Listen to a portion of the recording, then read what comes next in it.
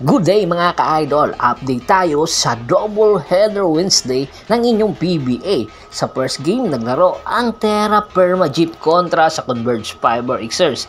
Sa score na 103-94, via overtime nanalo nga ang Converge Fiber Xers. Ito yung kauna-unahang panalo ng Converge Fiber Xers na kung saan naging best player of the game ang kanilang import na si Jamil Wilson na kumana ng 32 big points, 10 rebounds, at 5 assists para pangunahan nga ang Converge Fiber Xers at sinuportahan naman ito ni Winston ng 17 points. Ito yung kauna-unahang panalo ng Converge Fiber Xers. Ang kartada ngayon ng Converge Fiber Xers ay 1 win and 6 losses. Samantala, sa second game naglaro ang Tropang Giga kontra sa NLEX Road Warriors. Sa debut game nga ni Robert Bolick Jr. sa score na 113-97 ay nanalo ang Tropang Giga. Sa pangunguna at naging best player of the game ay si Calvin Optana na kung saan kumana ng 29 big points at 8 rebounds at sinuportahan ito ni Rondy Hollis Jefferson ng 33 big points at 16 rebound.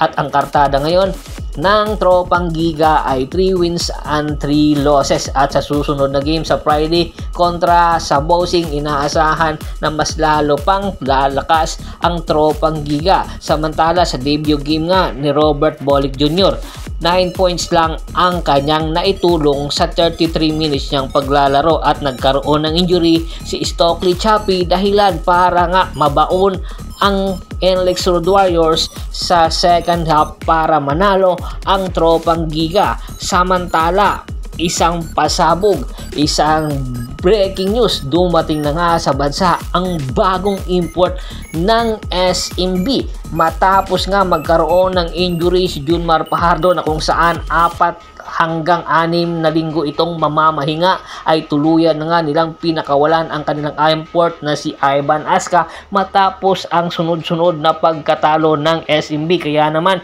inaasahan na ipaparada at ibabandera ng SMB ang kanilang bagong import. Ito nga ay si Benny Boatwright. Si Benny Boatwright, isang 27 years old, big man, at mayroong height na 6'10", na kung saan high flyer, meron outside shooting, energy guy, lahat na ng posibleng kalidad ng import ay dito nakikita ng SMB at ng coaching staff para kay Benny Boatwright. Kaya naman malaki ang tsansa na malaki ang may tutulong ni Benny Boatwright sa SMB para iangat ang kanilang kartada at hopefully sa pagbabalik ni Junmar Fajardo ay meron pa silang tsansa makapaglaro sa playoffs. Si Benny Boatwright ay nag-college sa USC na kung saan dito rin naglaro ang import ng Magnolia Pambansang Manok Timplados na si Nick Rakusiewicz at naging teammate pala ito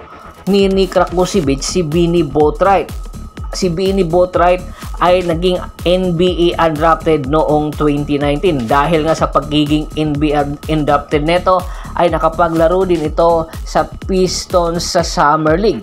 At noong pagkatapos ng Summer League ay nakapaglaro din ito sa Memphis at sa Indiana dahil nga sa pagkakaroon nito ng injury ay hindi masyadong naipakita nito ang kanyang totoong kakayahan. Kaya naman sa paparating na susunod na game ng SMB ay malaki ang tsansa na maipapakita na ni Benny Boatwright ang kanyang totoong kakayahan. Kaya naman siya kinuha ng SMB at hopefully unti-unti nang iaangat ni Benny Boatwright ang kartada ng SMB at dahan-dahan na ring magbabalik ang mga star players ng SMB na kung saan nagkaroon ng injury, especially si Terence Romeo.